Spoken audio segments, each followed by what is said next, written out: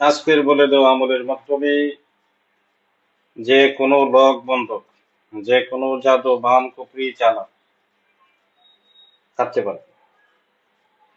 Lock বন্ধক আপনার আমলের মধ্যে যদি কোনো লক বন্ধক থাকে অথবা জাদুকৃত বস্তু তাবিজ নকশা পুতুল এগুলা উঠাইতে গেলে যদি কোনো লক বন্ধক থাকে এগুলা কি কাটতে পারবে। আর রোগীর শরীরে এটা চালানকৃত সমস্যা হোক আলগা সমস্যা হোক, যে সমস্ত রোগী আছে তাদের শরীরে যত ধরনের বান আছে, তা বলেন ৩৩ কোটি বান বলেন, অমুক বান বলেন, তমুক বান বলেন, বিশেষ করে পঙ্গবান, প্যারালাইজ বান, অগ্নিবান, রক্তবান, মরণ বান, ধ্বজভঙ্গ বান, হ্যাঁ, বিভিন্ন ধরনের বান কি তারা দিয়ে থাকে জাদুকর যারা আছে। তো সকল বান কি এক আমলের মাধ্যমে, এক তদবিরের মাধ্যমে আপনারা থাকতে পারবেন। তো কাটার প্রচেষ্টা আমি বইলে দিতেছি। এটা এই তদবিরটা করার জন্য আপনাকে একটা তরবারি নিতে হবে। কোরবানি ঈদের গরু যে আমরা জবাই করি, যে সমস্ত তরবারি থাকে এরকম একটা তরবারি নিতে হবে। এই তরবারি নেওয়ার পরবর্তীতে এই তরবারিটা আপনাকে জাগ্রত করে নিতে হবে।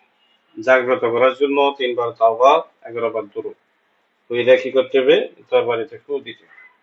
ফু দিয়ে পরবর্তীতে আল্লাহ তাআলার কাছে সাহায্য চাইতে হবে যে আল্লাহ, আমি আপনার কাছে সাহায্য চাইতেছি, আপনার সাহায্য ছাড়া আমি কিছুই করতে পারি না, আপনিই উত্তম সাহায্যকারী, আপনি আমাকে সাহায্য করেন, দয়া করেন।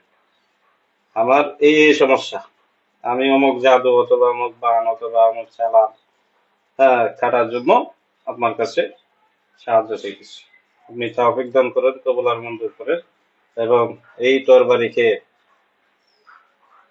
এইভাবে প্রস্তুত করে দেন, এই কাজের জন্য, অমুক কাজের জন্য প্রস্তুত করে দেন। আপনার নিয়ত শেষ। পরবর্তীতে সূরা ফাতিহা ৭ বার অথবা ১১ বার পড়বেন। তরবারিটা জাগ্রত করার নিয়ম ৭ বার অথবা ১১ বার পড়লে কি করতে হবে, তরবারিতে ফু দিতে হবে। সূরা ইখলাস ৭ বার অথবা ১১ বার পড়লে তরবারিতে ফু দিবেন। সূরা ফালাক ৭ বার অথবা ১১ বার পড়লে ফু দিবেন। সূরা নাস ৭ বার অথবা ১১ বার পড়লে ফু দিবেন। আয়াতুল কুরসি ৭ বার অথবা ১১ বার পড়লে ফু দিবেন। ইসমি আযম ৭ বার অথবা ১১ বার পড়লে ফু দিবেন। প্রত্যেকবার পড়বেন, প্রত্যেকবার ফু দিবেন।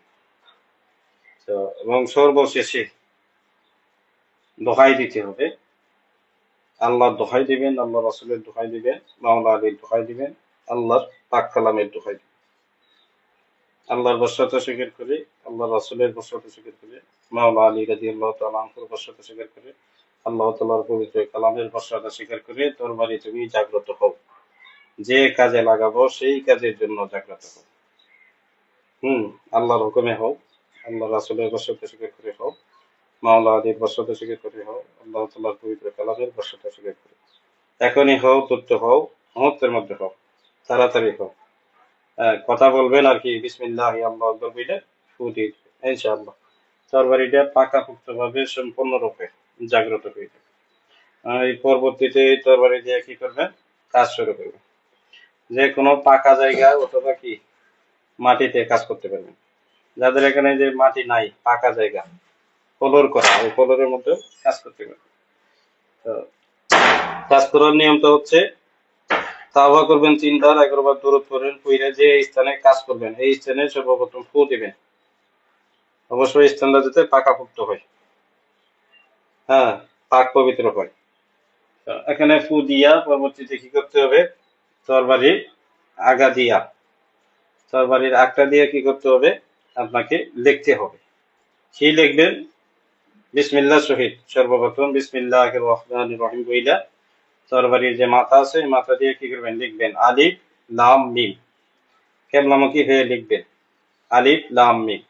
এবং পরবর্তীতে এটা পশ্চিম দিকে, পশ্চিম পাশে লিখলেন, লেখার পরে আপনি কি করবেন, দক্ষিণ পাশে, মানে এটা পূর্ব এবং পশ্চিম হয়ে কি আপনি লিখতেছেন সোজা হইয়া, এবং পরবর্তীতে যে আপনার বাম পাশে যে সাইডটা থাকবে এটা হবে দক্ষিণ। দক্ষিণ পাশে কি করবেন, আবার লিখবেন সোজাসুজি ১ ফুট দূরত্বে কি অথবা আধা ফুট দূরত্বে লিখবেন আলিফ লাম মিম। এবং পরবর্তীতে আপনি আরেকটু পিছাবেন, পিছাইয়া এটার নিচের সোজাসুজি এটার নিচে লিখবেন আলিফ লাম মিম। আবার এই যে বাম পাশে লেখাটা লিখছিলেন ওই লেখার পিছনে সোজাসুজি লিখবেন আলিফ লাম মিম। লেখা শেষ, পুনরায় 11 বার দূরত পড়বেন, ফিরে ফু দিয়ে দিবেন। এটা কি প্রস্তুত হয়ে গেল। পরবর্তীতে যার কাজ করবেন তার নাম নেবেন, অমুকের পুত্র অমুক অথবা কি অমুকের কন্যা অমুক। তার কি সমস্যা, যদি জাদু কাটেন তাহলে জাদুর কথা উল্লেখ করবেন, বান কাটলে বানের কথা উল্লেখ করবেন, চালান কাটলে চালানের কথা উল্লেখ করবেন, যে কোনো লক বন্ধক কাটে লক বন্ধকের কথা উল্লেখ করবেন। কইরা কি করতে হবে, কাজ শুরু করতে হবে।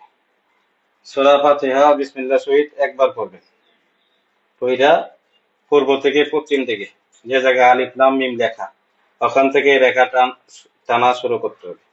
লম্বা ভাবে একটা দাগ দিবেন, একটা রেখা টানবেন এবং বলবেন যে অমুকের পুত্র অমুকের নামে যে সমস্যাটা আছে এটা কি করতেছেন, কেটে দিতেছেন। আল্লাহ রকমের এই সমস্যাটা কেটে দেন। পুনরায় আবার সূরা ফাতিহা পড়বেন, আরেকটা রেখা টানবেন এবং পুনরায় বলবেন তার কি সমস্যা, এই সমস্যাটা কি আল্লাহ রকমের কেটে দেন। এভাবে 11 বার পড়বেন, 11টা রেখা টানবেন। এখানে যে স্পেসটা ছিল, যে আলিফ লাম মিম লিখছেন সর্বপ্রথম এবং বাম পাশে লিখছেন, এটার মধ্যবর্তী যে জায়গাটা থাকবে ফাঁকা, এই ফাঁকা জায়গার মধ্যে আপনি 11টা রেখা টানবেন। এমন ভাবে রেখাগুলা টানবেন যাতে কি একটা রেখার উপরে আরেকটা না যায়। হ্যাঁ, রেখাগুলা টানতে হবে যে আপনি একটা আইডিয়া করে নিবেন যে এরকম এরকম ভাবে কি দাগগুলা দিলে আমরা যেভাবে স্কেল করি এরকম এরকম ভাবে দাগগুলা টানলে কি 11টা দাগ হয়ে যাবে। এবং এইটা দাগগুলা টানার পরে আপনি কি করবেন, উত্তর দক্ষিণ হয়ে যাবে। উত্তর দক্ষিণ হয়ে যাইয়া সূরা যুখরুফের 79 নম্বর আয়াত আম আদরুম আমরুম ফাইন্না মুবরিমুন, এটা কি করবেন, উত্তর দক্ষিণ দিকে একটা রেখা টানবেন, একবার পড়বেন একটা রেখা টানবেন, আবার আরেকবার পড়বেন আরেকটা রেখা টানবেন, এভাবে 11 বার পড়বেন, 11টা রেখা টানবেন এবং নিয়ত করবেন যে কাজটা আপনি করতেছেন সেই কাজটার কথা উল্লেখ করে কি করবেন, আল্লাহর কাছে সাহায্য চেয়ে রেখাটা টান দিবেন এবং ফু দিবেন। যখন এই রেখাটা টানেন তখন কি করতে হবে, একটা ফু দিতে হবে, বিসমিল্লাহি আল্লাহু আকবার বলে ফু দিয়ে দিবেন। তো রেখা টানা শেষ, এদিকে 11টা রেখা টানা শেষ। পরবর্তীতে মনের ভিতরে কি নিয়ত থাকবে যে অমুকের পুত্র অমুক অথবা অমুকের কন্যা অমুকের নামে যে ক্ষতিটা ছিল মাথা থেকে পায়ের তালু পর্যন্ত অথবা আসমানে জমিনে পাতালে যেখানে ছিল এটা কি ধ্বংস হয়ে গেছে। তা আসমানে থাক, জমিনে থাক, পাতালে থাক, নাপাক জায়গায় থাক, খারাপ জায়গায় থাক, এটা আপনার দেখার বিষয় না। এটা কি হয়ে গেছে, আল্লাহর হুকুমে আল্লাহর কালামের শক্তি ধ্বংস হয়ে গেছে। পরবর্তী সূরাতুল ইখলাস 3 বার করে ফু দিবেন এখানে, দেখি আগুন দিলে আল্লাহর হুকুমে আগুন দিলে। সূরা তালাক একবার করে ফু দিবেন, সূরা নাস একবার করে ফু দিবেন, সূরা কাফিরুন একবার করে ফু দিবেন, আয়াতুল কুরসি 3 বার করে ফু দিবেন, ইনশাআল্লাহ সব ক্ষতি কি ধ্বংস হয়ে যাবে। তো এই আমলের মাধ্যমে আপনারা লক বন্ধক, যে কোনো জাদু ভান কুফরি, যে কোনো চালান, হ্যাঁ, কাটতে পারবেন। তাহলে বুঝতে পারছেন, বলেন।